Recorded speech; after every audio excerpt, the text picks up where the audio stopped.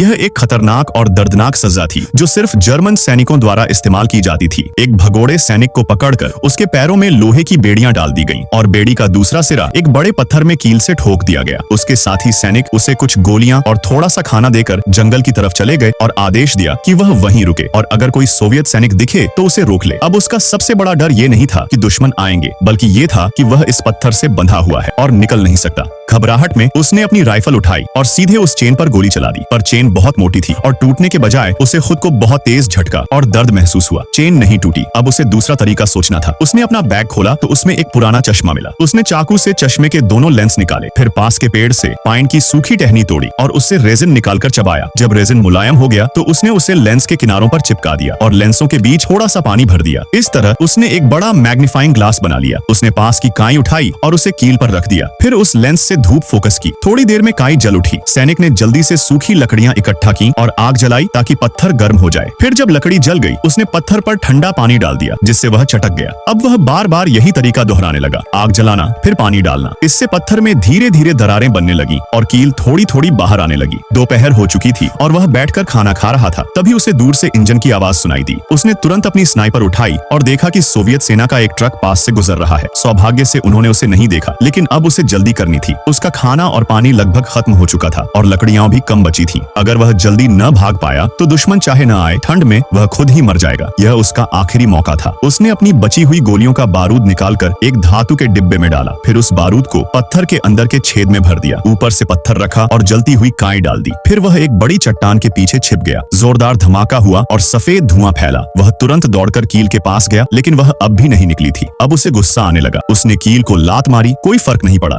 फिर उसने अपनी राइफल की पट्टी से पास की चट्टान को पकड़ा और दोनों हाथों से उसे कील पर मारने लगा। दिन से रात हो गई। उसके हाथों में छाले पड़ गए, लेकिन उसने हार नहीं मानी। वह बार बार पत्थर मारता रहा। आखिर में उसने एक जोरदार कोशिश की और कील थोड़ी हिली। एक आखिरी बार उसने पूरी ताकत लगाई और कील बाहर खींच दी। वह आखिरकार इस यातना से आजाद हो गया।